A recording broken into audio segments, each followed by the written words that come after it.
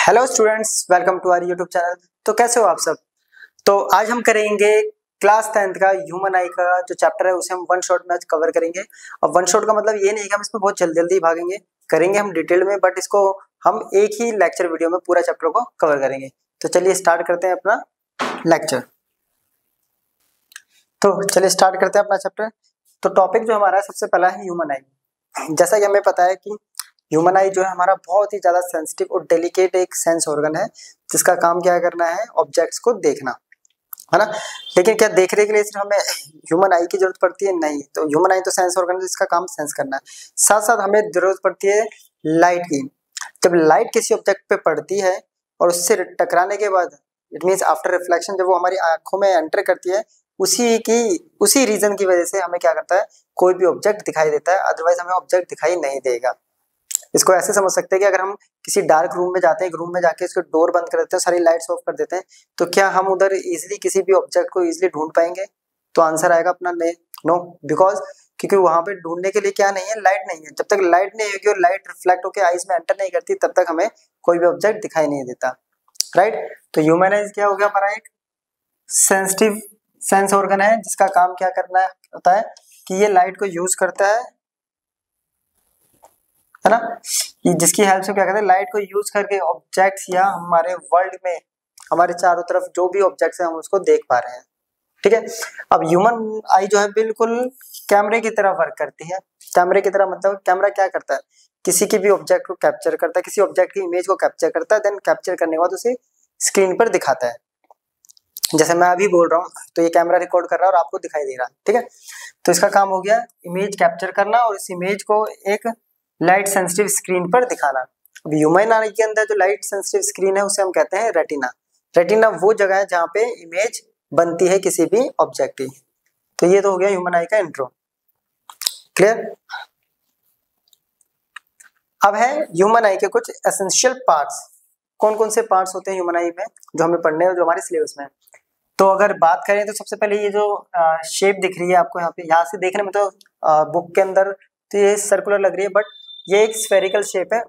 तो ये complete spherical नहीं होता है, यहाँ से ये थोड़ा सा उभरा हुआ पार्ट है, इसको हम बल्ज आउट कहते हैं, बल्जेस, ठीक है। तो ये बल्ज पार्ट है इसका। तो ये हो गया हमारा आई लेंस। इस आई सॉरी ये हो गया हमारा आई बॉल, ठीक है। आई बॉल में ये जो जिसकी हेल्प से हम देखते हैं इसे कहते हैं आई लेंस, ठीक है। क्रिस्टलाइन लेंस भी कर सकते हैं, आई लेंस। आई लेंस में ये जो डार्क पोर्शन है इसे कहते हैं आइरिस। आइरिस के यहाँ पे बीच में एक और पोर्शन होता है, ऐसे आपको दिखाई देगा, जो ब्लैक कलर का होता है, ये होता है प्यूपिल। फिर ये मसल्स होते हैं यहाँ पे, ये रे सिलरी मसल्स जो इस लेंस को होल्ड करके रखते हैं। फ्रंट पोर्शन जो होता है, ये जो उभरा हुआ पार्ट है, इसमें ये जो ट्रांसपेरेंट पार्ट है इसका कहता है कॉर्निया। ये स्क्रीन है जिसपे इमेज बनती है, इसे कहते हैं रेटिना। ये ऑप्टिक नर्व है जो स्क्रीन से क्या करेगा, जो भी स्क्रीन पे इमेज बन रहा है उसको ब्रेन तक लेके जाएगा सिग्नल्स को, और ब्रेन उससे हमें क्या करेगा, इंटरप्रिटेट करेगा कि हमें क्या चीज ऑब्जेक्ट देखना है, ठीक है। और बीच में ये दो टाइप के हमारे क्या है, फ्लूइड्स हैं, यहाँ पे एक्वस ह्यूमर और ये विट्रियस ह्यूमर। इनको एक एक करके हम डिटेल्स में अब स्टडी करते हैं, क्लियर। चलिए सबसे पहले बात करेंगे तो आई बॉल। आई बॉल जैसे कि मैंने बताया अप्रोक्स स्फेरिकल शेप में होता है, एक स्फीयर है अप्रोक्स, ठीक है, जिसका डायामीटर 2.3 सेंटीमीटर के अराउंड होता है, ठीक है। एक स्फेरिकल शेप का स्ट्रक्चर है आई बॉल, जिसका डाया कितना 2.3 सेंटीमीटर। फिर सबसे फ्रंट पार्ट जो है वो होता है ये कॉर्निया, ठीक है। तो कॉर्निया क्या है हमारा, फ्रंट ट्रांसपेरेंट पार्ट, सबसे पहला और ट्रांसपेरेंट पार्ट, जो कि थोड़ा सा उभरा हुआ है बाहर की तरफ, ठीक है। तो जितनी भी लाइट आती है आईज में वो सबसे पहले इसी पार्ट से होकर गुजरती है, ठीक है, होकर ट्रेवल करती है, इसी पार्ट से ट्रेवल करती है। तो सारा का सारा जो रिफ्रैक्शन होता है वो इसी लाइट से, सॉरी इसी पार्ट से होता है। लाइट का सारा रिफ्रैक्शन जो है वो कॉर्निया से ही होता है। तो ये अपना हो गया कॉर्निया, इसको एक बार नोट कर लीजिए। मैं साथ साथ आपको 2 सेकंड का टाइम दूंगा, आप उसका स्क्रीनशॉट ले सकते हैं, आपको डिटेल नोट्स भी मिल जाएंगे इसके, ठीक है। नेक्स्ट है आपका आइरिस। जैसे कि अभी मैंने पीछे बताया था, आइरिस क्या है, ये डार्क मसल्स देखिए, ये यहाँ पे होते हैं डार्क मसल्स। ये आई लेंस होता है जो हमारा, इसके यहाँ चारों तरफ देखना आपको डार्क दिखाई देगा, ये होता है हमारा आइरिस, ठीक है। इस डार्क मसल्स को कहते हैं आइरिस। आइरिस का काम है प्यूपिल के साइज को कंट्रोल करना। अब प्यूपिल क्या होता है, तो आपने देखा होगा आई लेंस यहाँ पे एक स्ट्रक्चर होता है, किसी का ब्लैक होता है, ब्राउन, ये अलग अलग, ठीक है। इसके साइज को कंट्रोल करना, इसको साइज को कंट्रोल करने का काम होता है आइरिस का। क्लियर? ये कंट्रोल करेगा इसका साइज इंक्रीज और डिक्रीज होने में हेल्प। अब ये इंक्रीज और डिक्रीज क्यों करता है? तो देखिए, अगर लाइट की इंटेंसिटी बहुत ज्यादा है, तो ये साइज अपना डिक्रीज कर लेगा, क्योंकि इतनी ज्यादा इंटेंसिटी में भी क्या होगा, थोड़ी बहुत लाइट भी कम वैल्यू जाएगी, लाइट की कम रेज जाएंगी, तब भी चीजें क्या होंगी, इजिली विजिबल होगी। बट जैसे ही लाइट की इंटेंसिटी कम होती है तो इसका साइज इंक्रीज हो जाता है, क्योंकि इसको ज्यादा लाइट गैदर करनी पड़ती है ऑब्जेक्ट को देखने के लिए। इसको ऐसे समझते हैं, जब हम धूप से सडनली घर के अंदर आते हैं तो हमें देखा होगा कि जैसे ही रूम में एंटर करते हैं हमें तो रूम में बहुत ज्यादा डार्कनेस दिखाई देता है ना, हमें दिखाई नहीं देती चीजें। रीजन, क्योंकि जब हम धूप में होते हैं तो लाइट की इंटेंसिटी इतनी ज्यादा होती है कि जो इसका साइज है, प्यूपिल का साइज, वो डिक्रीज हो जाता है लाइट की इंटेंसिटी के अकॉर्डिंग।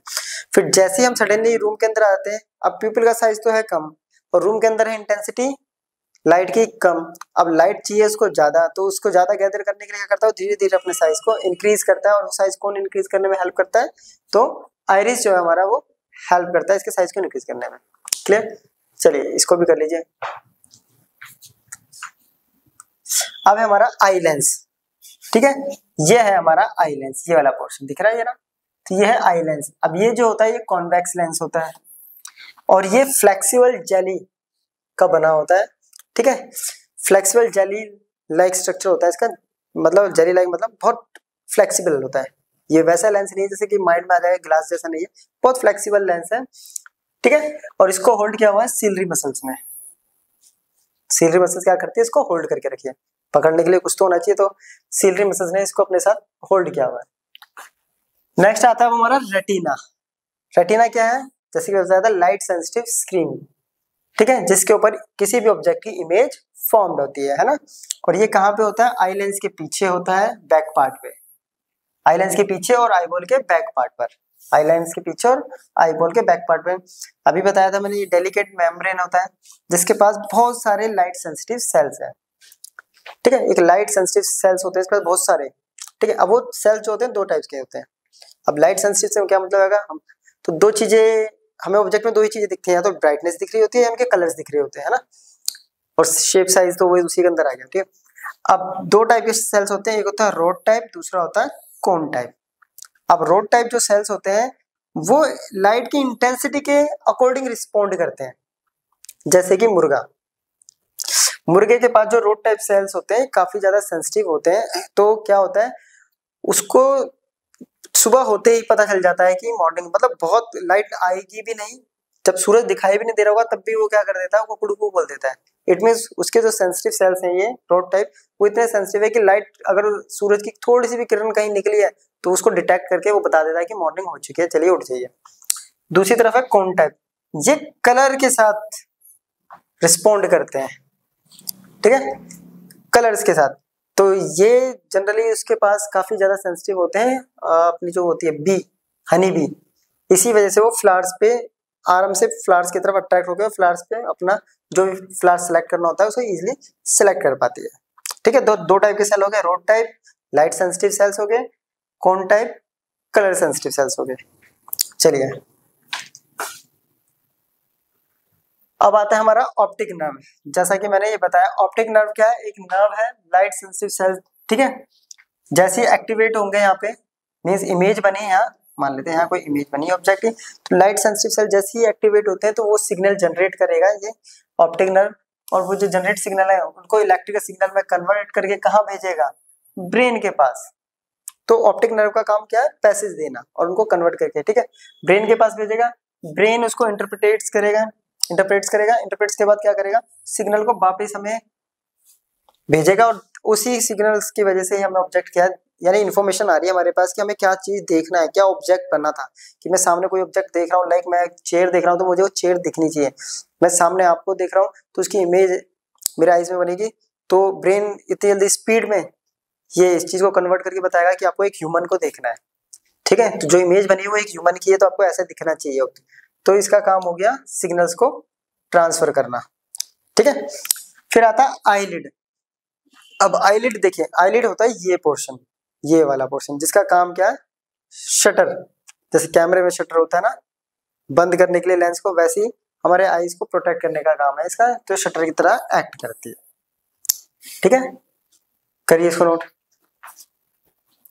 समझ में आया अभी तक? अब आता है हमारा एक्वस ह्यूमर। एक्वस ह्यूमर क्या है? ये जो स्पेस है देखिए, ये रहा आई लेंस और ये कॉर्निया के बीच का जो स्पेस है ये रहा। ठीक है, कॉर्निया के बीच में जो स्पेस है उसके अंदर एक फ्लूइड फिल होता है, एक ट्रांसपेरेंट क्लियर फ्लूइड, उससे कहते हैं एक्वस ह्यूमर। इसका काम क्या है? एक तो आईज को नरिशमेंट देना, ठीक है, न्यूट्रिशन प्रोवाइड करना, साथ साथ आईज पे प्रेशर को मेंटेन रखना। जो भी आईज पे प्रेशर होना चाहिए आईज की वजह से, आई बॉल की वजह से, तो उसको मेंटेन करके रखना। ठीक है, ये हो गया इसका काम। अब दूसरा होता है हमारा विट्रियस ह्यूमर, जो कि है यहाँ। इट मीन्स ये आई लेंस और ये आई बॉल के अंदर यहाँ पे जो ये ट्रांसपेरेंट जेली स्पेस भरा हुआ है, इसे कहते हैं हम क्या? Vitreous humour. अब इसका काम क्या है? आई बॉल की शेप को मेंटेन करके रखना। आई बॉल की, यानी जो आई बॉल जो स्फेरिकल शेप में है उसको मेंटेन करने का काम करता है हमारा ये विट्रियस ह्यूमर।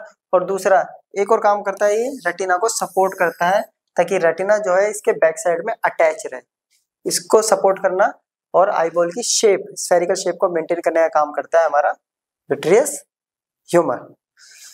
तो ये थे हमारे आईज के एसेंशियल पार्ट्स। अब हम कहते हैं इसके आगे के टॉपिक्स। अब है हमारा परसिस्टेंस ऑफ विजन। अब परसिस्टेंस ऑफ विजन क्या होता है? बेसिकली होता है जब हम किसी ऑब्जेक्ट को देखते हैं, है ना, हम किसी ऑब्जेक्ट को देखते हैं सामने, तो होता है क्या इसमें, जब हम उस ऑब्जेक्ट को देखते हैं तो सडनली उस ऑब्जेक्ट की इमेज हमारी आंखों से जाती नहीं है। ऐसा नहीं कि देखा तुरंत उसकी ऑब्जेक्ट की इमेज जो गायब हो गई या बहुत देर तक रहती है, ऐसा भी नहीं है। ना ही तो वो बहुत देर तक उस ऑब्जेक्ट जो है वो हमारी आंखों में इमेज बन के रहती है, ना ही बहुत जल्दी उसकी इमेज गायब हो रही है। तो ये क्यों हो रहा है? तो ये आईज की वो एबिलिटी है जिसकी वजह से ऑब्जेक्ट की जो इमेज है, इमेज जब हम एक ऑब्जेक्ट के दूसरा ऑब्जेक्ट देखते हैं तो उसकी इमेज जो है तो वो 1 सेकंड के 16th पार्ट तक, यानी 1/16 सेकंड तक उसकी इमेज हमारी आईज में, यानी रेटिना पे वो क्या कहती है, परसिस्ट करती है, वहां पे बनी रहती है। उसे हम कहते हैं परसिस्टेंस ऑफ विजन। ठीक है, the ability of the human eye to continue to see the image of an object for a very short time, the object itself is removed. तो उस एबिलिटी को हम कहते हैं परसिस्टेंस ऑफ विजन। जब हम किसी ऑब्जेक्ट को देखते हैं, जैसे बताया, तो इमेज बनती है उसकी रेटिना पे, तो जो इमेज का इंप्रेशन है वो 1/16 सेकंड तक वहां पर रहेगा, जब तक कि वो कंप्लीटली फेड नहीं हो जाता। कंप्लीटली गायब होने, यानी जब इमेज बनी और तब तक कंप्लीटली गायब हुई, उसके बीच का जो टाइम होता है वो होता है 1/16 सेकंड। ठीक है, इसी प्रॉपर्टी को यूज करके ही क्या बनाए गए? कैमरास बनाए गए हैं, सिनेमाटोग्राफी कैमरास। जितने भी कैमरास बनाए गए थे वो इसी प्रॉपर्टी को यूज करके बनाए हैं। ठीक है, और इसी प्रॉपर्टी को यूज करके ही हम मोशन पिक्चर्स लेते हैं। मोशन पिक्चर मींस जैसे कि मैं अभी बोल रहा हूँ तो आपको वीडियो दिखाई दे रही है मेरी, तो एक्चुअली में ये वीडियो नहीं है, ये जो मैं बोल रहा हूँ ये हर पार्ट की क्या है, एक फोटो, स्टिल फोटो ले रहे हैं, लेकिन जो स्टिल फोटो है वो क्या है, इतनी स्पीड में ली जा रही है कि वो एज ए मूवी, है ना, एज ए वीडियो हमें दिखाई देती है।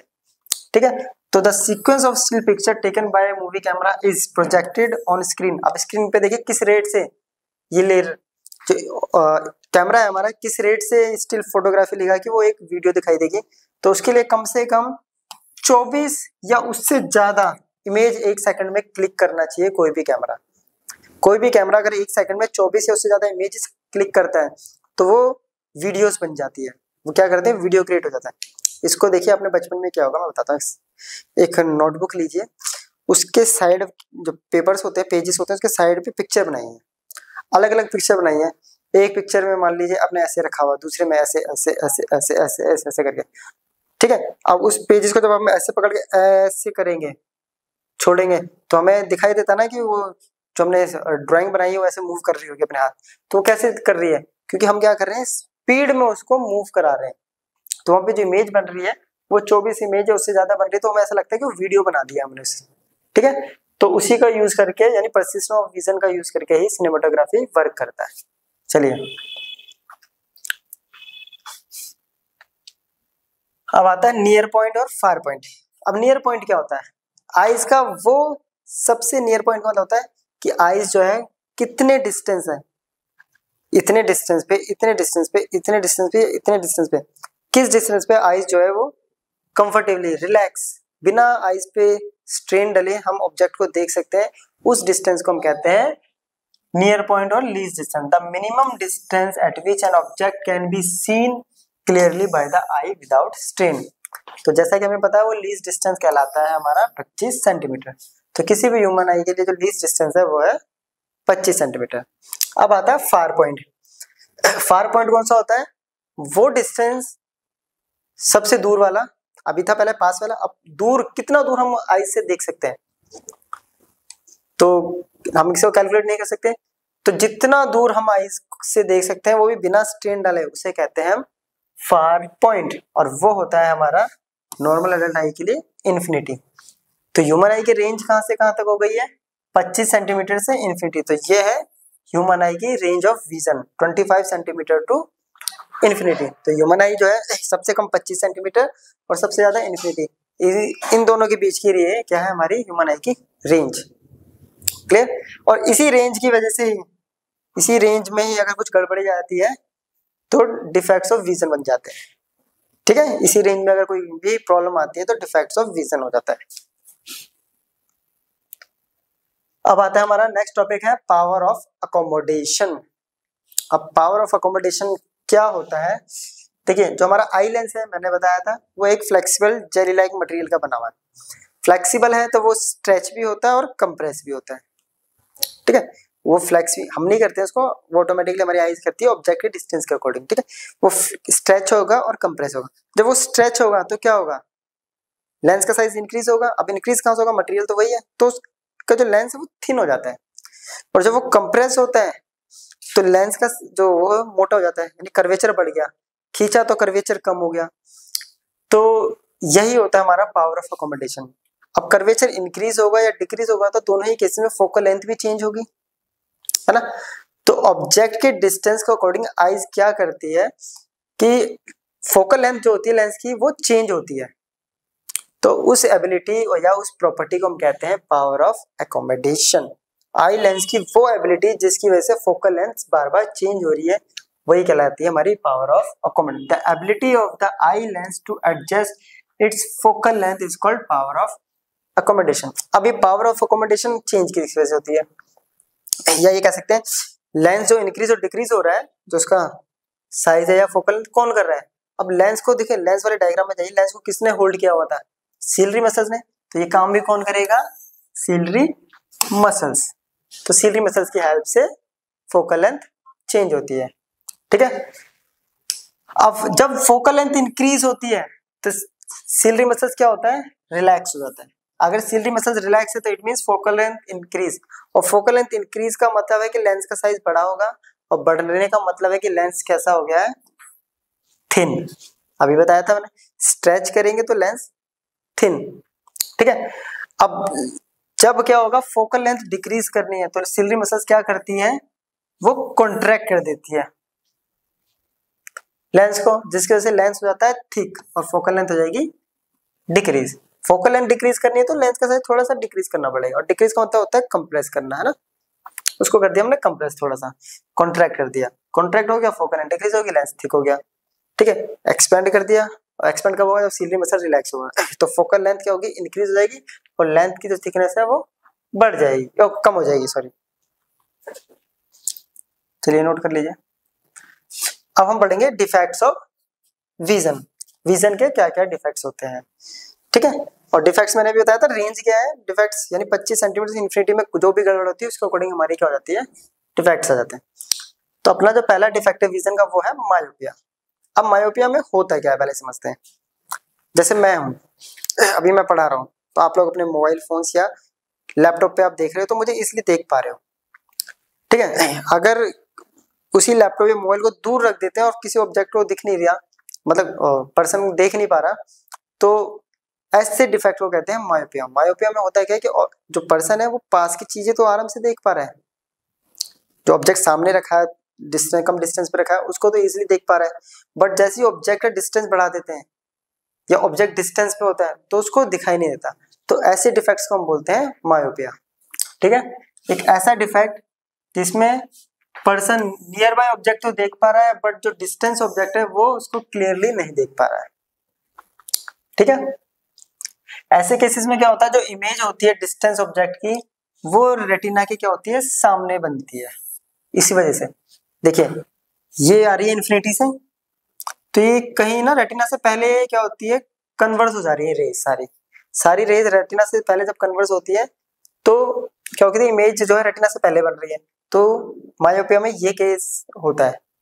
ठीक है, इमेज पहले कन्वर्स होने लग जाती है, तो जो फार पॉइंट है मायोपिया में वो इन्फिनिटी से कम हो जाता है। ठीक है, तो मानते हैं ये फार पॉइंट है वो इन्फिनिटी से कम आ गया है। देखिए मायोपिया में जो फार पॉइंट है वो इन्फिनिटी से पहले कहीं शिफ्ट हो गया है। अब आता है कि ये ऐसा होता क्यों है, तो दो ही रीजन है, समझिए। अगर ये सारी रे पहले कन्वर्स हो रही है, इट मींस फोकल लेंथ क्या हो गई है, डिक्रीज। एक तो ये हो सकता है, या फिर आईबॉल का साइज बढ़ गया है। अगर पहले आ रहा है, नॉर्मली तो आईबॉल यहाँ पे कन्वर्स होना चाहिए, बट अगर कोई चीज लाइट जो है पहले कन्वर्स हो रही है, इट मींस आईबॉल का साइज बढ़ गया या फिर इसकी फोकल लेंथ डिक्रीज हो गई। तो इसके पीछे के ये रीजंस हो सकते हैं। तो इसका कॉजेस क्या है, excessive curvature of eye lens. ठीक है, आई लेंस का जो कर्वेचर है वो क्या हो गया है, एक्सेसिव, यानी इंक्रीज हो गया। इंक्रीज करने का मतलब क्या होता है कि पहले अगर ऐसे था लेंस तो अब ऐसे हो गया। अब लेंस ऐसे होने की वजह से क्या होता है, फोकल लेंथ क्या हो गई, सॉरी उल्टा बोल दिया मैंने, पहले लेंस अगर ऐसे था अब कर्वेचर बढ़ गया है, कर्वेचर ज्यादा हो गया तो क्या हो गया, फोकल लेंथ डिक्रीज कर जाएगी, तो कर्वेचर बढ़ने की वजह से साइज भी थोड़ा छोटा हो जाता है ना, अभी पीछे से बताया था। तो साइज भी थोड़ा छोटा हो गया तो फोकल लेंथ डिक्रीज होगी। या दूसरा केस क्या होता है कि आईबॉल का साइज बढ़ने की वजह से भी हो सकता है। तो दो रीजन है, या तो फोकल लेंथ डिक्रीज, या दूसरे वे में कह सकते हैं excessive curvature of eye lens, या आई लेंस का कर्वेचर ज्यादा हो गया। और दूसरा रीजन है कि जो आईबॉल है उसका साइज बढ़ गया है।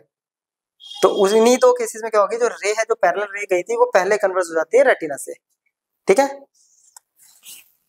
अब इसको ठीक कैसे करेंगे, तो ठीक करने का क्या रीजन, देखो क्या तरीका है।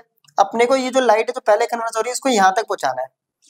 अब यहाँ तक पहुंचाने के लिए कौन सा लेंस यूज करें, ठीक है, हमें ऐसा लेंस चाहिए जो लाइट को पहले, अब अंदर तो लेंस फिट नहीं कर सकते, अब यहाँ पे हमें ऐसा चश्मे में अंदर ऐसा लेंस यूज करना जो लाइट को थोड़ा फैला दे, जिसकी वजह से, है ना, फैलाएगा तो क्या होगा, वो आगे कन्वर्स हो जाएगा। और फैलाने वाला लेंस कौन सा होता है हमारे पास, तो वो होता है कॉनकेव लेंस।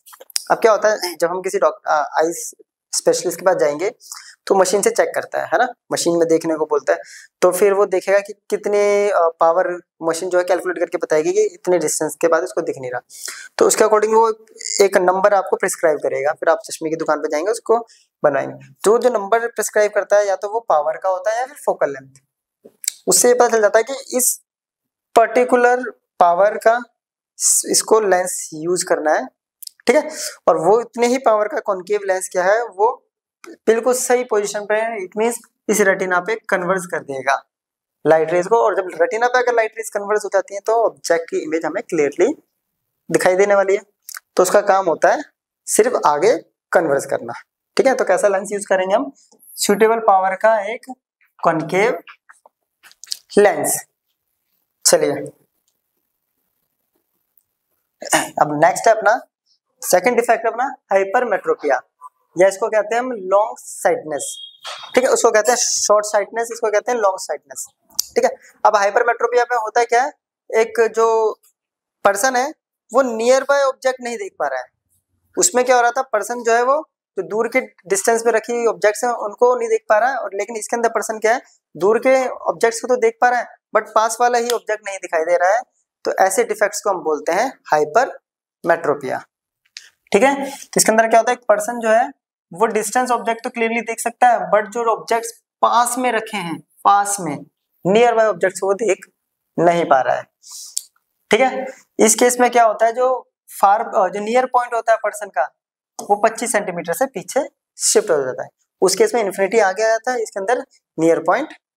ध्यान से देखिए तो दोनों ही जो रेंज है विजन की उसी के बीच में प्रॉब्लम सारी है ना, सारी की सारी। ठीक है, अब पर्सन क्या है इसके अंदर कि वो बुक्स, रीडिंग मटेरियल्स 25 सेंटीमीटर से क्या कर रहा है, पास क्या देख नहीं पा रहा है, उसके बाद ही रीड कर सकता है। अगर पास में रखी है तो नहीं देख पा रहा, उसके पास अगर बुक्स रखी है, बुक्स को ऐसे करके पढ़ता है। इस डिफेक्ट में जो भी जिस पर्सन को ये डिफेक्ट होता है वो ऐसे करता है, बुक्स को ऐसे पढ़ता है। या उसको अगर हम बोल दें ना कि ये दाल दे देते हैं थोड़ी सी किसी थाली में, और उसमें थोड़े से हम उसमें कंकड़ डाल देते, तो कहते हैं इसमें कंकड़ और दाल सेपरेट करो, तो वो सेपरेट नहीं कर पाएगा, उसे बहुत डिफिकल्टी होगी। या करने के लिए वो दूर लेके जाएगा, फिर ऐसे ऐसे करके करेगा। तो ऐसे डिफेक्ट्स में पर्सन जो है दूर कर देता है ऑब्जेक्ट्स को, उसको आइडेंटिफाई करने के लिए, ठीक है। और होता क्यों है, क्योंकि देखिए ये नियर पॉइंट जो है पीछे शिफ्ट हो गया है ना, तो नॉर्मली तो जनरली यहाँ पे आपका कन्वर्स होना चाहिए, लेकिन इस केस में क्या होता है, कन्वर्स जो होता है वो होता ही नहीं है रेटिना पे। देखिए ये देखिए, यहाँ देखेंगे अगर तो रेटिना पे देखिए कन्वर्स ही नहीं हो रहा, तो कन्वर्स नहीं हो रहा तो कहीं रेटिना से पीछे इमेज कन्वर्स हो रही है। अब रेटिना के पीछे तो कन्वर्स होती नहीं है, तो यहाँ कहीं क्या कन्वर्स नहीं हो रही, इट मींस कहीं पीछे कन्वर्स हो रही होगी। तो ऐसे उसमें क्या होता है, बिहाइंड द रेटिना कन्वर्स हो रही है, रे है ना, जो फोकस हो रही है बिहाइंड द रेटिना। अब कॉजेज समझते हैं इसी की हेल्प से, पहले एक बार इसको नोट करिए। अब देखिए सिंपल सी बात है, अगर ये जो रेज है अगर पीछे कन्वर्स हो रही है ना, अगर क्या करा है ये पीछे कन्वर्स हो रही है तो क्या रीजन हो सकता है। पहला तो इस क्या पता है, ये आईबॉल का साइज छोटा हो गया, तभी तो पीछे क्रॉस कर रही है लाइट। या दूसरा केस हो सकता है कि इसकी फोकल लेंथ इंक्रीज हो गई हो, फोकल लेंथ इतनी बढ़ गई है कि वो यहाँ कन्वर्स ना करके कहीं पीछे कन्वर्स कर रहा है, ठीक है। तो इसके दो ही कॉजेस होते हैं, फर्स्ट कि फोकल लेंथ इतनी बढ़ गई है कि वो बियॉन्ड क्या कर रहा है, रेटिना कन्वर्स कर रहा है, या आईबॉल का साइज छोटा हो गया है। तो जस्ट मायोपिया से अपोजिट इसके क्या होंगे, कॉजेस, ठीक है। अब हमें क्या करना है, कन्वर्स करना है पहले। ठीक कैसे करेंगे, हम चाहते हैं कि ये रे जो यहाँ कन्वर्स हो रही है ये यहाँ फोकस्ड होनी चाहिए, तो इसके लिए यहाँ पे चश्मे में ऐसा लेंस यूज करेंगे जो रे को पहले ही कन्वर्स कर दे। और पहले ही कन्वर्स करने के लिए ऐसा कौन सा लेंस है जो कन्वर्स कर सकता है, तो वो है अपना कॉन्वेक्स लेंस। फिर से अब जो डॉक्टर होगा वो एक पावर प्रिस्क्राइब करता है सुटेबल जो भी आइज के लिए होनी चाहिए, उसका कॉन्वेक्स लेंस का स्पेक्स आपको बोल देगा। स्पेक्स में वो जो चश्मे की दुकान पे आप जाएंगे, वो चश्मे में एक कॉन्वेक्स लेंस लगा देगा रिक्वायर्ड पावर का, और उसकी हेल्प से जो आपकी जो रे हमारी जो रे कन्वर्स नहीं हो रही थी वो पहले ही कन्वर्स होने लग जाएगी, बिल्कुल एग्जैक्ट रेटिना पे, ठीक है। तो फिर उसकी वजह से हमें इमेज बिल्कुल क्लियरली विजिबल हो जाएगी। चलिए नेक्स्ट इफेक्ट है प्रेस बायोपिया, या इसको कहते हैं ओल्ड साइट। अब इसमें क्या होता है, जैसे जैसे जैसे एज बढ़ती है, पर्सन की एज बढ़ती है धीरे धीरे धीरे, तो उसके पावर ऑफ अकोमोडेशन क्या होता है, जो पावर ऑफ अकोमोडेशन बताया ना, फोकल लेंथ इंक्रीज और डिक्रीज, यानी फोकल एडजस्ट करने की जो एबिलिटी होती है वो धीरे धीरे वो लॉस करने लग जाती है, ठीक है। और ये लॉस होता क्यों है, क्योंकि इसके अंदर अभी बताऊंगा, बेसिकली इसमें लॉस इसलिए होता है कि सिलरी मसल्स वीक हो जाती है एज के साथ। जैसे सारी मसल्स वीक होती है वैसे सिलरी मसल्स भी वीक हो जाती है, तो उसकी वजह से फोकल लेंथ सही से एडजस्ट नहीं हो पाती, और एडजस्ट नहीं हो पाती तो ये डिजीज होने लग जाती है। अब इस डिजीज में क्या होता है, पर्सन को ना पास का ऑब्जेक्ट सही से दिखाई नहीं देता, ठीक है, पास का ऑब्जेक्ट दिखाई नहीं देता, तो ये भी बिल्कुल उसकी तरह हाइपरमेट्रोपिया है, लेकिन इसमें रीजन क्या है, सिलरी मसल्स वीक होने का, ठीक है। तो इसमें जो मोस्ट ऑफ द जो पीपल्स होते हैं उनका नियर पॉइंट धीरे धीरे 25 सेंटीमीटर से पीछे शिफ्ट हो जाता है, इसी वजह से पास का ऑब्जेक्ट कंफर्टेबली नहीं देख पाता जो भी पर्सन को ये डिजीज है। तो ये एक ओल्ड एज बीमारी है, ठीक है। तो रीजन अभी बताया मैंने, फर्स्ट कि सिलरी मसल धीरे धीरे वीक हो जाती है ना एज के साथ साथ। दूसरा रीजन ये भी हो सकता है कि आई लेंस की फ्लेक्सिबिलिटी कम हो गई है ना। आई लेंस क्या है, पहले फ्लेक्सिबल था ज्यादा तो इजिली एडजस्ट हो पा रहा था, अब फ्लेक्सिबिलिटी धीरे धीरे कम हो गई तो एडजस्ट नहीं कर पा रहा, समझ में आया। तो दो रीजन है, सिलरी मसल्स वीक हो जाना और आई लेंस की फ्लेक्सिबिलिटी का कम हो जाना, तो ये दो रीजन है इसके पीछे। चलिए क्लियर। अब आता है इसको क्योर कैसे करेंगे, तो इसको क्योर करने का तरीका है convex lens. Convex lens use करेंगे सुटेबल पावर का। अब इसके साथ साथ इस अभी खत्म नहीं हुआ टॉपिक, इसमें क्या होता है कि मान लेते हैं अभी उसको एक तरह से क्या हुआ था, पास की चीजें नहीं देख पा रहा था तो उसको हाइपरमेट्रोपिया हो गया। अब क्या पर्सन को प्रेस बायोपिया यानी पास की चीज के साथ साथ उसको मायोपिया भी हो गया, यानी एक पर्सन जिसको दोनों बीमारी हो जाती है एक साथ, दोनों डिफेक्ट्स आ गया आइज में, मायोपिया भी और हाइपरमेट्रोपिया भी। अब उसको पास का भी नहीं दिख रहा, दूर का भी क्लियर नहीं दिख रहा, तो ऐसे केसेस में डॉक्टर क्या प्रिस्क्राइब करेगा, एक ऐसा लेंस यूज करेगा जिसके अंदर दोनों लेंस होंगे, उसे कहते हैं हम बाइफोकल लेंस। बाइफोकल लेंस लगाने को बोलेगा डॉक्टर। अब बाइफोकल लेंस होता क्या है, उसके अंदर दो लेंस होते हैं, ठीक है, कॉनकेव और कॉन्वेक्स बोथ। अब अपर पोर्शन जो होता है वो बेसिकली कॉनकेव होता है, जो कि डिस्टेंट ऑब्जेक्ट के लिए होता है, और जो लोअर पोर्शन होगा उसके अंदर होगा कॉन्वेक्स लेंस नियर विजन के लिए। कैसे, देखिए मैं बताता हूँ, यहाँ बनाता हूँ। तो ये मान लेते हैं हम चश्मा है, ठीक है, ऐसे होता है ना चश्मा, ये ऐसे होता है। अब ये हो गया अपर पोर्शन, जिसके अंदर क्या यूज करेंगे हम, कॉनकेव। तो ये हो गया कॉन्वेक्स। तो क्या इस कभी देखा है, तो आपको देखने को मिल जाएगा कहीं ना कहीं। इसमें क्या होता है, ये अलग से दिख रहा होता है, अगर ध्यान से देखेंगे ऐसे चश्मे में तो अलग से ऐसा स्ट्रक्चर दिखता है। तो ऐसे पर्सन क्या करता है, जब उनको दूर का देखना होता है तो तब तो चश्मा यहाँ रखेंगे, वो बिल्कुल बिल्कुल सही से एडजस्ट करके, और ऊपर की तरफ देखेंगे, ऐसे दूर का अगर देखना है। लेकिन जब उन्हें नीचे का मतलब पास का देखना होता है, क्लोज ऑब्जेक्ट देखना है नियर बाय, तो वो चश्मे को ये नाक पे ले आते हैं बहुत आगे की तरफ, और ऐसे करके देखते हैं नाक से। कोई ना कोई पर्सन आपने कभी ना कभी ऐसा देखा होगा, ठीक है। तो ऐसे केसेस में क्या यूज करते हैं, बाइफोकल लेंस, एक ऐसा लेंस जिसके पास दोनों लेंस होंगे। चलिए नोट कर लीजिए इसको। अब आता है नेक्स्ट डिफेक्ट हमारा कैटरैक्ट। ये भी एक ओल्ड एज बीमारी है, ठीक है, एक ओल्ड एज डिजीज है ये भी, लेकिन ये लेंस में होता है, ये लेंस के अंदर। अब लेंस में क्या होता है कि देखिए दो आइज दे रखी है मैंने, अब दोनों को ध्यान से देखिए, क्या इनमें कुछ डिफरेंस दिख रहा है। तो देखिए इसका जो ये लेंस है ये ब्लैक है, और इसका लेंस देखिए यहाँ पे, देखिए ये वाला, ये रहा, ये व्हाइट हो रखा है। तो यही बीमारी को, यही जो डिफेक्ट है इसे हम कहते हैं कैटरैक्ट। इसमें होता है क्या है कि आई लेंस जो होता है वो मिल्की हो जाता है, ब्लर हो जाता है, ठीक है, एज के साथ साथ आई लेंस मिल्की और ब्लर हो जाता है। और कई बार इस ब्लर होने की वजह से आप देखो, अगर थोड़ा थोड़ा मिल्की हुआ तो थोड़ा थोड़ा कम कम दिखाई दे रहा है, क्योंकि जहाँ पे व्हाइट पोर्शन ये आ गया है वहां से वो दिखाई नहीं दे रहा, तो ऑब्जेक्ट जो है क्लियर नजर नहीं आ रहे, धुंधला नजर आ रहा है। और धुंधले के साथ साथ कई बार ऐसा होता है कि बिल्कुल दिखना बंद हो जाता है। इट मीन्स जो जिस पर्सन को ये डिफेक्ट होता है उसका विजन ही लॉस हो जाता है, ठीक है, देखने की जो कैपेबिलिटी वो खत्म हो जाती है। तो ऐसी बीमारी को हम कहते हैं, डिजीज को हम कहते हैं कैटरैक्ट। तो इसके अंदर क्या होता है, आई लेंस मिल्की और क्लाउडी हो जाता है, इसे कहते हैं हम कैटरैक्ट। हिंदी में बोलते हैं इसको मोतियाबिंद।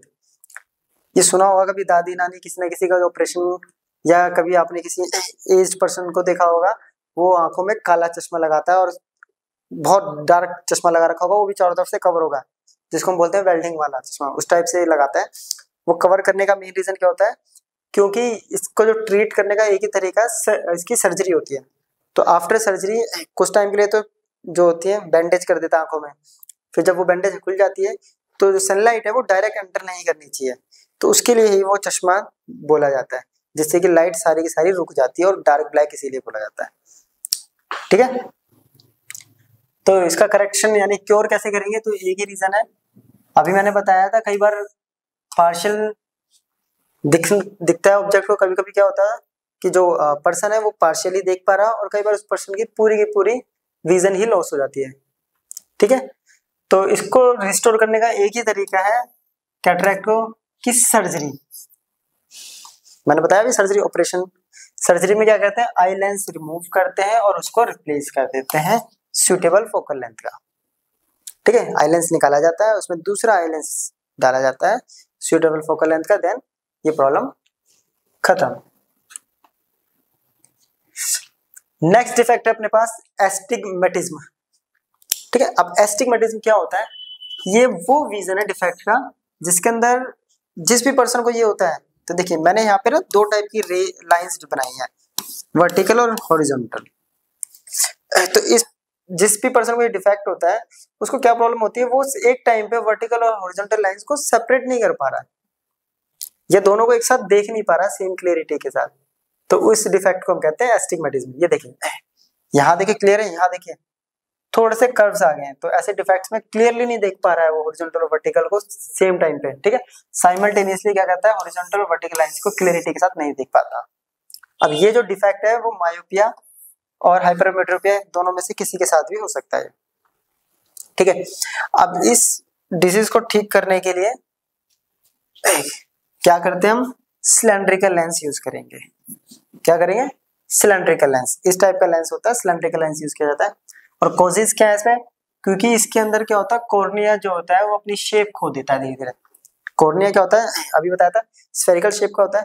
जब वो स्फेरिकल शेप का ना होके वो धीरे धीरे शेप जब अपनी खोने लगता है तो उसकी वजह से ये प्रॉब्लम्स आती है। ठीक है, तो उसका कर्वेचर क्या होता है, लार्ज होता है, जिसकी वजह से वर्टिकल प्लेन और हॉरिजॉन्टल प्लेन क्या होते हैं, क्लियरली विजिबल नहीं हो पाते। ठीक है, चलिए नोट कर लीजिए इसको। अब है टॉपिक हमारा, अपने पास दो आईज है ना, और एक तो है कि आईज सामने क्यों है, दो आईज और दो ही क्यों आईज, दो आईज होने के क्या क्या फायदे हैं, क्या क्या एडवांटेज है। तो first, wider field of view, मतलब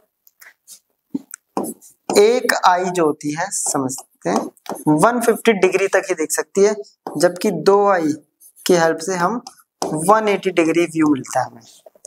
समझा, एक आई से क्या दिखता है 150 डिग्री इतना, जैसी दो आई आती है तो हमें ये 180 डिग्री तक दिखने लग जाता है, तो ज्यादा व्यू मिल जाता है, हमें वाइड व्यू मिल रहा है। दूसरा, it provides 3 dimensional view.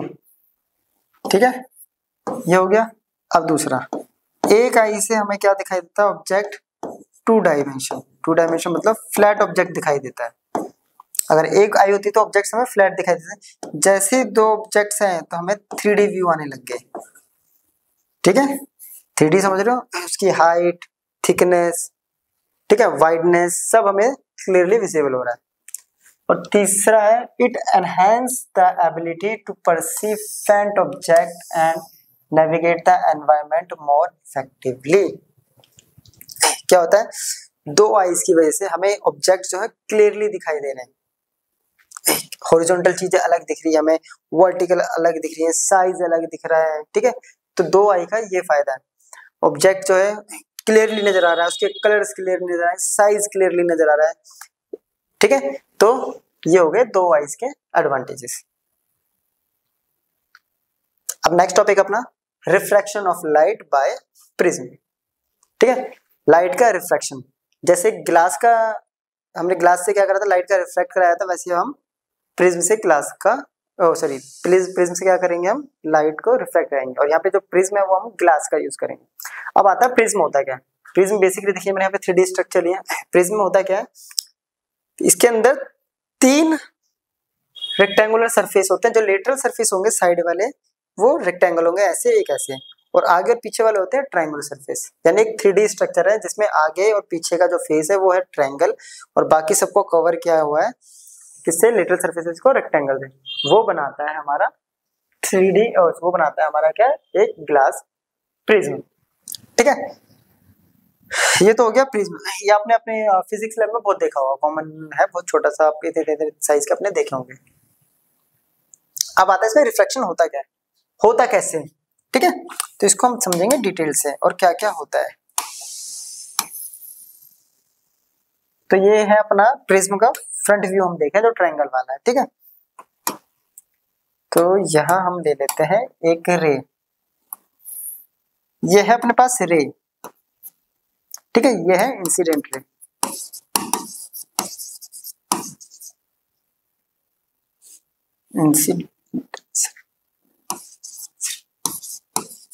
Incidence रे, ठीक है, इंसिडेंट भी कह सकते हैं या इंसिडेंट कह देता है। इंसिडेंट रे हो गई। अब क्या होगा, यहां बनेगा नॉर्मल, है ना, ये है हमारा, ध्यान से देखें, ये रेयर मीडियम है, ये वाला जो है ये है डेंसर, क्योंकि ये है ग्लास का, और बाहर एयर है, ये भी है रेयर। अब होता क्या है, इसको जरा समझते हैं ऐसे। अब इसका नॉर्मल कैसे बनेगा, ऐसे,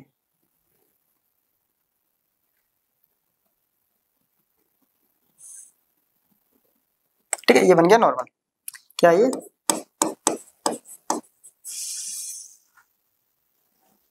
ठीक है।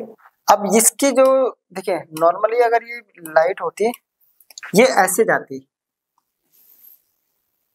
इसको ऐसे जानना चाहिए था ना नॉर्मली, जनरली, है ना। जब रिफ्रैक्ट नहीं होता है तो क्या होता है, सीधे चली जाती है। बट अब क्या होगा इसके साथ, इस लाइट के साथ, अब ये रेयर टू डेंसर जब ट्रेवल करेगी लाइट तो क्या होगी, नॉर्मल की तरफ, ये नॉर्मल जो इसकी तरफ बैंड हो जाएगी, तो ये होगी बैंड टुवर्ड्स द नॉर्मल। तो ये हो गया एंगल ऑफ इंसिडेंस और एंगल ऑफ रिफ्रैक्शन। अब ये डेंसर है, ये रेयर है, अब फिर से क्या होगा, रिफ्रैक्शन होगा। अगर फिर से रिफ्रैक्शन होगा तो हम क्या करते हैं, फिर से क्या बनाते हैं, अब इस सरफेस का बनाते हैं हम नॉर्मल, ठीक है, ये बन गया नॉर्मल। अब नॉर्मल जाते ही क्या होगी, जो रे है हमारी क्या करेगी, जब डेंसर टू रेयर आएगी तो क्या होती है, away from the normal band हो जाएगी। ये नॉर्मल है, इससे अवे ये बैंड हो गई। इसको बनाते हैं कॉन्टिन्यूस लाइन से, ये होगी अवे फ्रॉम द नॉर्मल, ठीक है। तो इस रे को कहते हैं हम, जो बाहर निकल रही है, इमर्जेंट रे। और नॉर्मल और इसके बीच का एंगल होता है एंगल ऑफ इमर्जेंस। देखिए इंसिडेंट ऐसे कराया, फिर हुआ यहाँ पे reflection, rare to denser, bend towards the normal, sorry हाँ bend towards the normal, denser to rare, bend away from the normal, है ना। इट मींस यहाँ पे दो बार रिफ्लेक्शन हुआ, एक बार हुआ है इस वाले सेक्शन पे और एक बार हुआ है इस वाले सेक्शन पे, ठीक है। अब होगा क्या, अब ओरिजिनल रे जो थी इसकी डायरेक्शन ये होनी चाहिए थी, बट गई कहाँ है ये, इनमें डिफरेंस कितना आया है, तो अब वही डिफरेंस हम यहाँ बनाते हैं। तो ध्यान से देखें तो ये डिफरेंस आया है इसमें, यानी लाइट रे जो है इस एंगल पे जाने की बजाय इस एंगल पे बैंड हो गई है। तो जिस एंगल पे ये बैंड है इसे कहते हैं एंगल ऑफ डेविएशन। कितना डेविएट हुई है अपने पाथ से, ठीक है, तो एंगल ऑफ डेविएशन। तो ये होता है रिफ्रैक्शन ऑफ प्रिज्म, और इस एंगल को कहते हैं हम ए, इसको कहते हैं एंगल ऑफ प्रिज्म या प्रिज्म एंगल। प्रिज्म का एंगल वो एंगल जिस पे हम प्रिज्म को बनाया गया है मटेरियल, ठीक है। जो भी प्रिज्म बनाती है कंपनी वो जिस एंगल पे भी बनाती है, तो ये हो गया प्रिज्म एंगल। जैसे मैंने यहाँ पे एक ये इक्विलेटरल लिया है तो ये सारे 60 डिग्री हो गए, तो एंगल ऑफ प्रिज्म कितना 60। अलग अलग एंगल्स प्रिज्म एंगल के प्रिज्म मिलते हैं हमारे पास। तो देखिए इनिशियली ये रे इंसिडेंट ऐसे हुई थी, इसका जो रास्ता था वो ये था, लेकिन ये ना करके वो रास्ता इधर चली गई, तो कितना डेविएट हुई है अपने, तो डी एंगल पे ये अपने पास से क्या हो गई है, मुड़ गई है। और जिस एंगल पे ये अपने पास से बैंड करी है उसी एंगल को हम बोलते हैं एंगल ऑफ डेविएशन, और यही है हमारा refraction through a glass prism, ठीक है।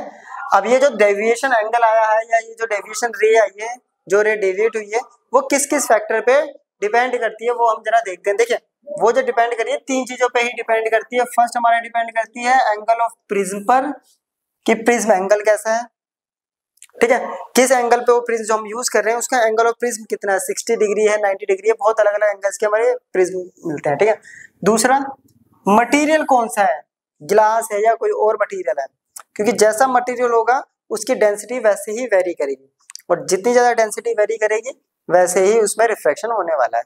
और तीसरा है इंसिडेंट एंगल कैसा है हमारा, है ना, इंसिडेंट हमने किस एंगल पे इंसिडेंट कराया है। इंसिडेंट एंगल चेंज करेंगे तो इमर्जेंट जो रे है, जो डेविएशन एंगल है वो भी चेंज करेगी।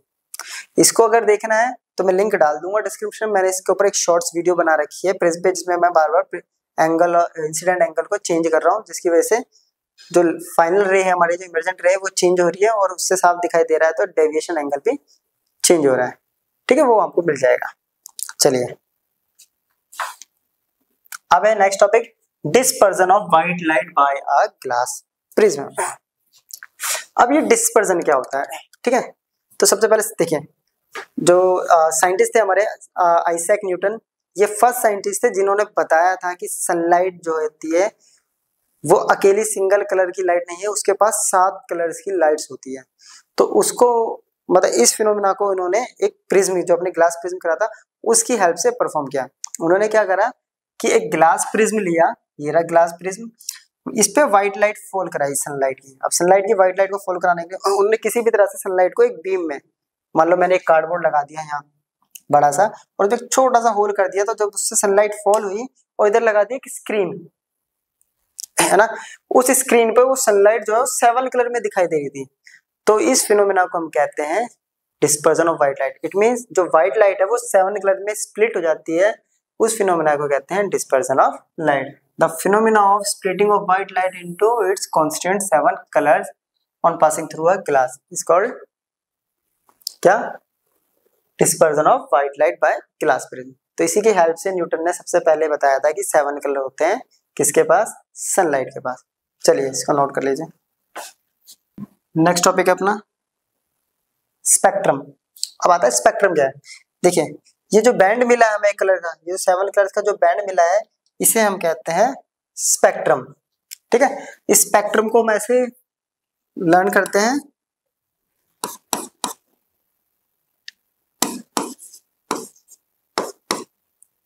यहाँ स्पेस नहीं है, विबग्योर बोलते हैं इसको। क्या बोलते हैं? ऊपर से स्टार्ट करते हैं थोड़ा सा।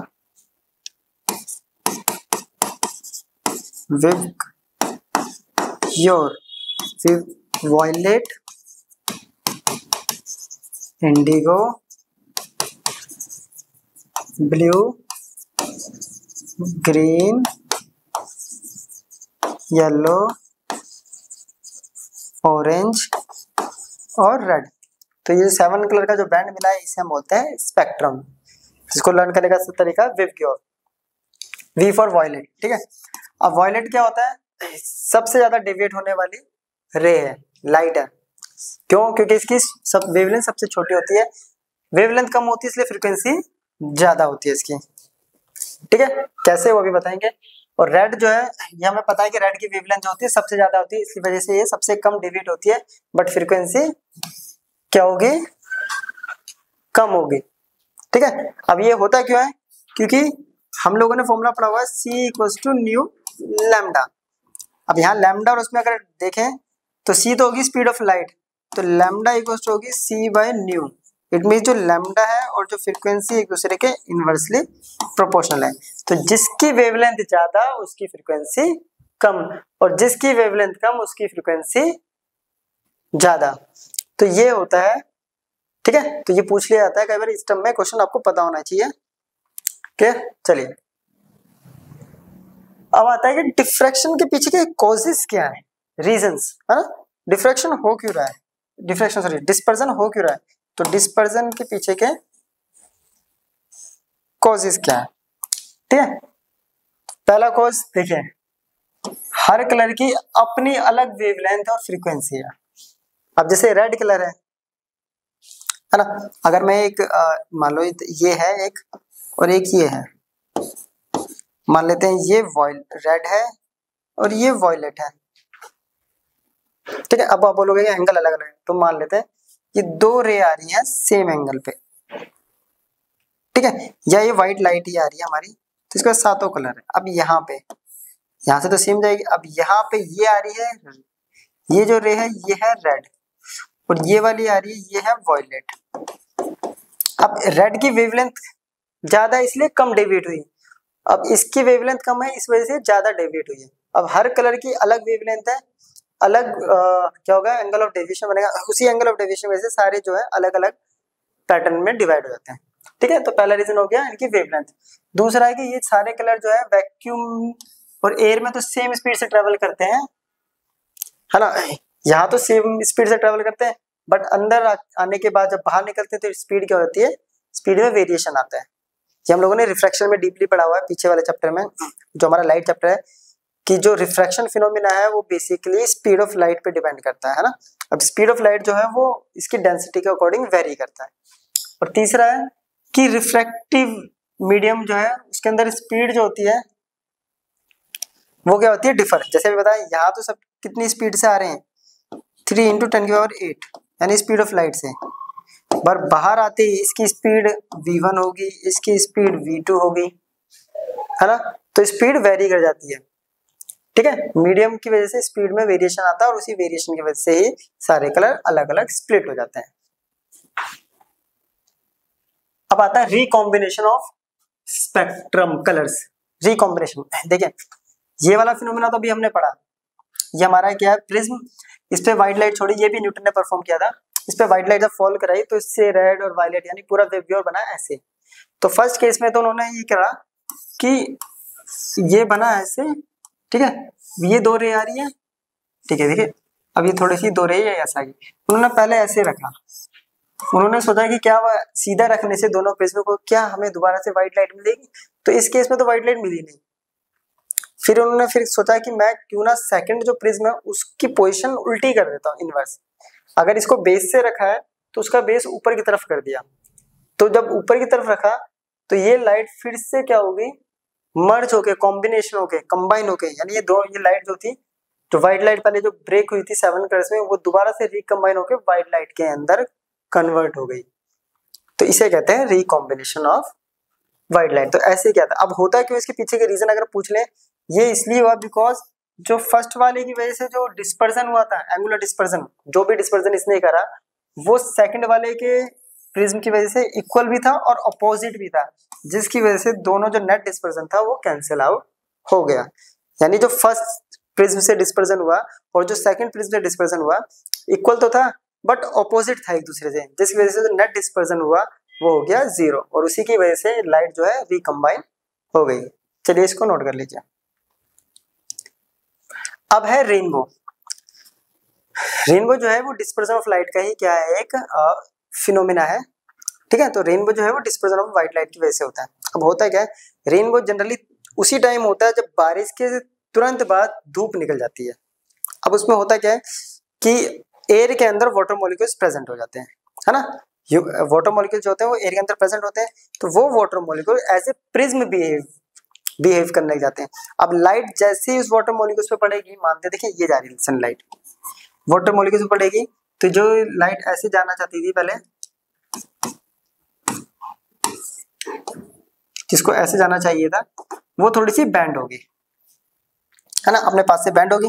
बैंड होने के बाद वो फिर से क्या करेगी, रिफ्लेक्ट करेगी इंटरनली रिफ्लेक्ट करके फिर बाहर रिफ्रैक्शन होगा और यहाँ से आई देखेगी, तो आई जो है वो देखेगी 7 कलर्स बाहर निकल रहे हैं। तो ये जो 7 कलर्स है यही बनाते हैं हमारे रेनबो, और ऐसे मॉलिक्यूल्स, वाटर मॉलिक्यूल बहुत सारे होते हैं, ठीक है। तो होता है कि रेनबो जो बनता है बेसिकली एक नेचुरल स्पेक्ट्रम है स्काई में जो सडनली रेन के बाद होता है। ये क्यों होता है, अभी मैंने बताया, सनलाइट जो है वो वाटर ड्रॉपलेट्स पे पड़ती है और जो वाटर ड्रॉपलेट्स पे पड़ने के बाद जो वाटर ड्रॉपलेट्स जो है एज ए प्रिज्म एक्ट करने लग जाते हैं और फिर वो रिफ्रैक्ट करते हैं, डिस्पर्स करते हैं और इंसिडेंटल, ठीक है, और इंटरनली रिफ्लेक्ट भी करते हैं और फाइनली फिर वो रिफ्रैक्ट होकर बाहर आएगी तो जो हमारे आईज में पड़ती है तो उसमें 7 कलर्स दिखाई देते हैं। तो उसी 7 कलर्स के फॉर्मेशन को हम बोलते हैं रेनबो। तो रेनबो जो है ऐसे फॉर्म्ड होता है। चलिए इसको भी नोट कर लीजिए। अब है हमारा नेक्स्ट टॉपिक एटमॉस्फेरिक रिफ्रैक्शन। अब है कि एटमॉस्फेरिक रिफ्रैक्शन होता क्या है। तो जैसा कि हमें पता है हमारे अर्थ के चारों तरफ जो है एयर की बहुत सारी लेयर्स हैं, है ना, ऊपर ऊपर जाते रहेंगे तो एयर की लेयर्स हैं। अब जितना ऊपर हम जाते हैं, ठीक है, उतनी ही क्या होगी, डेंसिटी जो है वो डिक्रीज होती रहेगी। जितना ऊपर जाएंगे डेंसिटी जो है उतनी डिक्रीज होगी। तो ऊपर वाली जो लेयर होगी वो नीचे वाले के कंपैरिजन में क्या होगी, हमेशा रेयर होगी क्योंकि डेंसिटी डिक्रीज हो रही है, ठीक है। इसको जरा ऐसे समझते हैं, मानते हैं कि ये लेयर है, इसकी डेंसिटी है 1, इसकी 2, इसकी 3 और इस वाली लेयर की 4। तो कंपैरिजन अगर देखें हम तो सिंपल सा ऐसा होगा कि ρ1, ρ2, ρ3 और ρ4। सबसे ज्यादा डेंसिटी किसकी है, ρ4 की, फिर ρ3 की, फिर ρ। अब इन दोनों के कंपैरिजन करेंगे तो ये रेयर, ये डेंसर, इन दोनों कंपैरिजन में ये रेयर, ये डेंसर, इन दोनों कंपैरिजन में ये रेयर, ये डेंसर। तो ये जो कंपैरिजन हो रहा है रेयर, जब लाइट इसमें एंटर करेगी तो रेयर टू डेंसर, इन दोनों का मजे rare to denser, rare to denser, यानी मल्टीपल रिफ्रैक्शन होता है। और उसी की वजह से क्या होती है, जब तक सरफेस पे पहुंचती है इतनी बार रिफ्रैक्शन होता है कि लाइट जो अपने पास से बहुत बैंड हो जाती है, ठीक है। अब ये जो रिफ्रैक्शन हुआ ये एटमॉस्फेयर में हो रहा है, तो एटमॉस्फेयर में जो रिफ्रैक्शन होता है उसे कहते हैं एटमॉस्फेरिक रिफ्रैक्शन, ठीक है। तो इसमें लाइट कैसे एंटर करती है, तो जरा भी मैं इसको एक बार दिखा देता हूँ करके आपको। कोई कलर, ये आ रही लाइट, मानते हैं यहाँ से ऐसे, ठीक है, ये रहा। अब नॉर्मल, तो ये बैंड टुवर्ड द नॉर्मल, फिर नॉर्मल बनेगा, बैंड टुवर्ड्स द नॉर्मल, क्योंकि ये रेयर है ये डेंसर है, इसके कंपैरिजन में ये रेयर है ये डेंसर है, फिर से towards the normal towards the normal. अब यहाँ पे जो ऑब्जर्वर होगा यानी जो देख रहा है पर्सन, वो तो इस लास्ट रे को फॉलो करते हुए यहाँ जाएगा, यानी जो ऑब्जेक्ट यहाँ से लाइट आ रही थी वो प्रिटेंड होगा कि ऑब्जेक्ट यहाँ पर है कहीं। क्यों? क्योंकि रिफ्रैक्शन की वजह से इसकी एक्चुअल और अपरेंट पोजीशन अलग अलग होगी। ये इसकी एक्चुअल पोजीशन थी और वो इसकी अपरेंट पोजीशन हो गई, ठीक है। ये इसकी क्या होगी? Apparent position. ये क्यों हुआ? क्योंकि मल्टीपल रिफ्रैक्शन करके लाइट जो है अर्थ तक पहुंची है, ठीक है। जितने ज्यादा रिफ्रैक्शन करेगी लाइट उतना ज्यादा ही क्या होगा, लाइट अपने पास से बैंड होती है, ठीक है। चलिए, अब जो हमें तारे जो टिमटिमाते हुए दिखते हैं, ट्विंकलिंग करते हुए दिखते हैं, उसके पीछे का जो कॉज है, जो रीजन है, सबसे पहला क्या है, वो बेसिकली वही है एटमॉस्फेरिक रिफ्रैक्शन, ठीक है। लाइट क्या होती है? मल्टीपल टाइम्स बैंड होके आती है, रिफ्रैक्ट होके आती है, ठीक है। अब देखिए, अब इसकी वजह से ना दो फिनोमिना होते हैं यहाँ, वो मैं आपको दिखाता हूँ, ठीक है। ये है अपना स्टार। अब ये लाइट क्या करेगी? हर बार बैंड करेगी थोड़ा थोड़ा, तो ये बैंड करेगी हर बार, और ये बैंड करेगी हर बार, और ये बैंड करेगी। अब देखने वालों को कैसे प्रिटेंड होगा, ये रे देखिए ऐसे आ रही थी, ठीक है। अब देखने वाले को लगेगा कि वो ये थोड़ी सी रे जो है गलत हो गई है, इसको ठीक करते हैं पहले।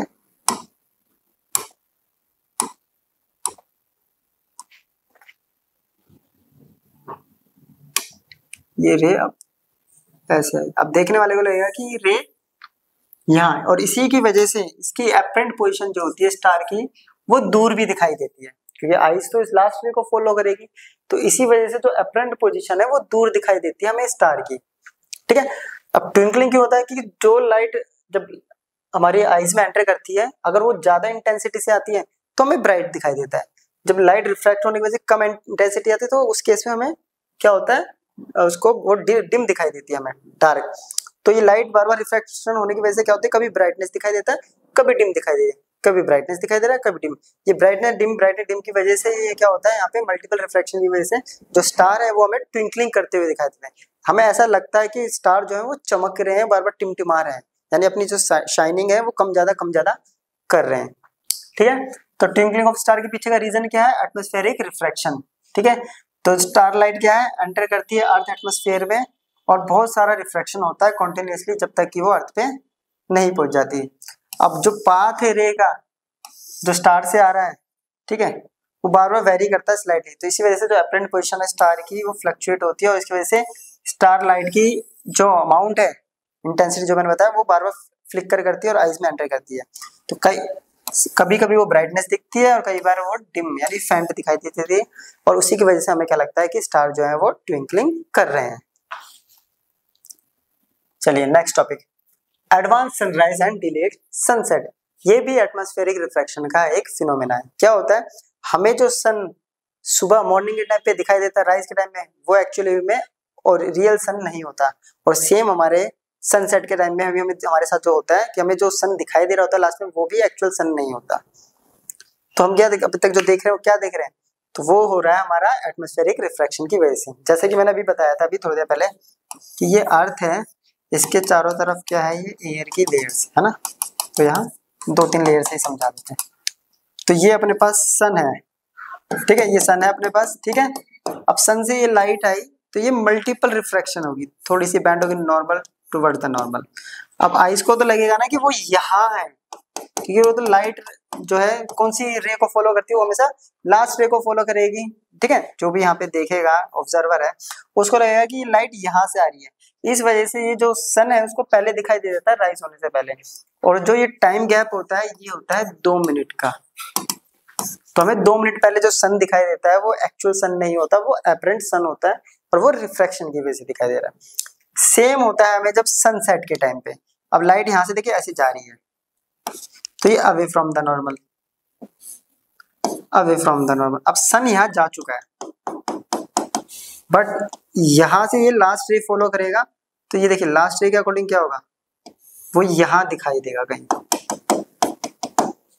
और इसी वजह से ही क्या होता है कि हमें सन सेट होने के बाद भी 2 मिनट तक दिखाई देता है। तो सन सेट होने से 2 मिनट पहले और सन सेट होने के 2 मिनट बाद और सनराइज होने से 2 मिनट पहले जो सन दिखाई देता है वो एक्चुअल सन नहीं होता, वो एटमॉस्फेरिक रिफ्रैक्शन की वजह से हमें दिखाई देता है। ठीक है, तो किसकी वजह से होता है? Atmospheric refraction. चलिए नेक्स्ट है कि प्लैनेट ट्विंकलिंग क्यों नहीं करते? जैसे स्टार ट्विंकलिंग करते हैं तो प्लैनेट ट्विंकलिंग क्यों नहीं करते? पहली बात तो सबसे पहला रीजन है कि जो स्टार होते हैं वो लुमिनियस सोर्स होते हैं लाइट के। लुमिनियस सोर्स में उनके पास अपनी लाइट होती है, बट इसके पास अपनी लाइट नहीं होती। और दूसरा रीजन ये भी है कि प्लैनेट जो है वो स्टार के कंपैरिजन में एक तो बहुत बड़े हैं और अर्थ से बहुत क्लोज हैं। तो क्लोज हो एक रीजन तो ये है कि इतना रिफ्रैक्शन नहीं हो पाता।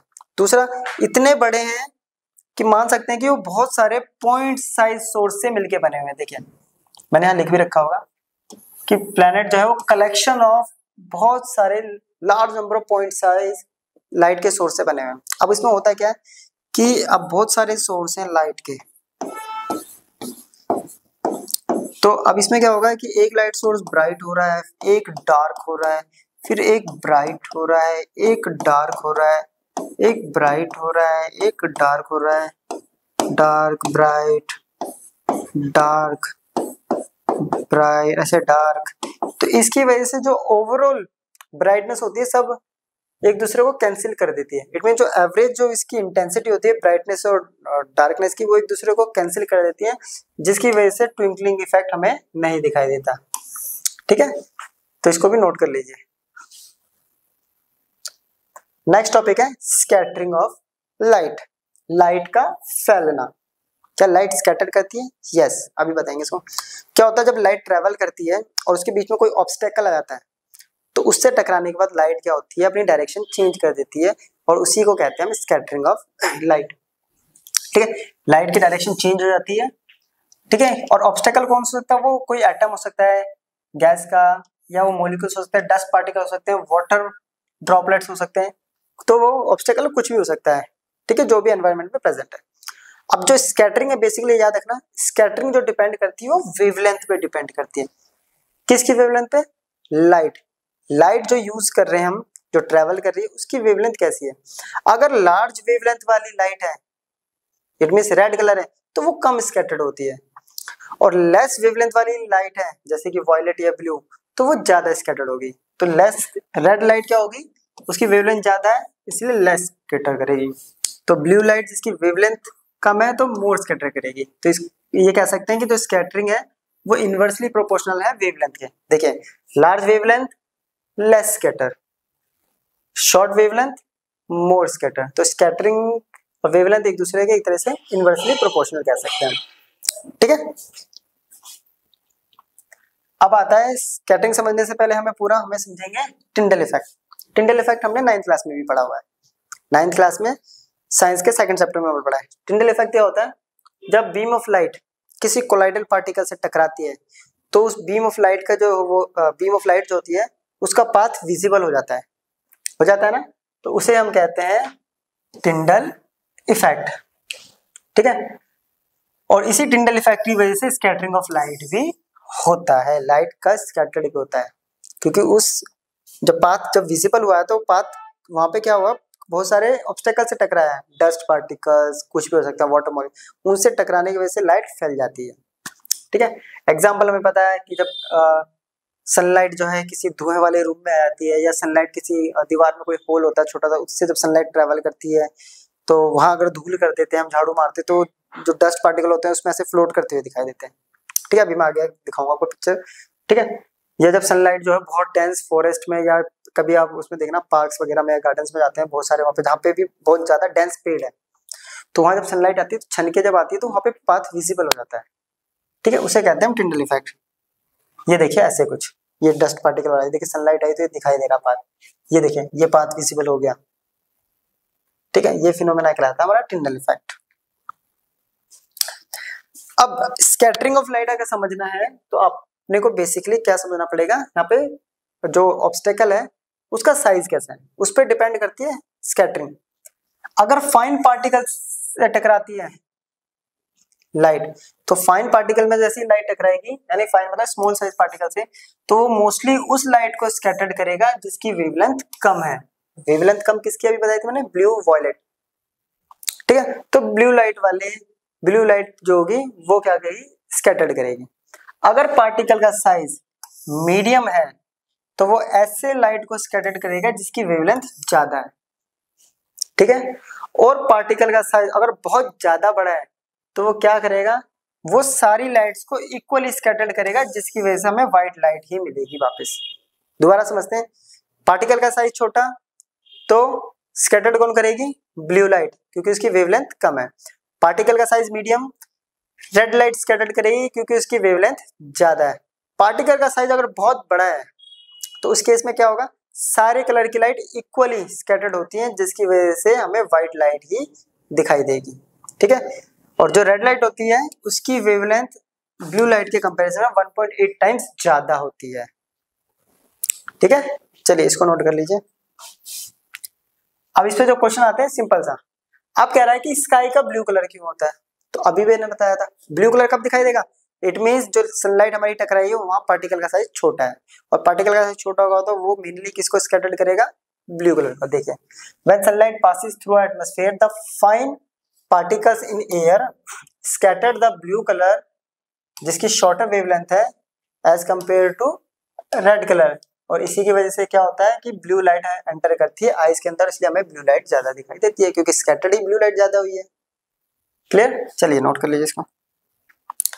नेक्स्ट अपने पास कि व्हाइट कलर क्यों दिखाई देता है क्लाउड्स का। अब सिंपल सी बात है कि व्हाइट कलर कब दिखाई देता है, पार्टिकल का साइज बहुत ज्यादा बड़ा हो, है ना, सिंपल सा है। तो लार्ज पार्टिकल साइज होते हैं लाइक रेन ड्रॉप, डस्ट और आइस पार्टिकल्स, तो उनसे टकराती है लाइट तो सारे कलर को इक्वली स्कैटर्ड करते हैं, और इक्वली स्कैटर्ड होने की वजह से तो सारा कलर कंबाइन होके हमें क्या दिखाई देता है, फिर व्हाइट कलर दिखाई देगा। दूसरा, डेंजर सिग्नल, जितने भी इमरजेंसी सिग्नल होते हैं वो रेड ही क्यों यूज करते हैं, तो है ना, देखा होगा ना आपने, जितने भी डेंजर सिग्नल होते हैं, रेड लाइट्स होते हैं, सारे रेड कलर के होते हैं। ऐसा क्यों होता है, बिकॉज रेड लाइट की वेवलेंथ सबसे ज्यादा है।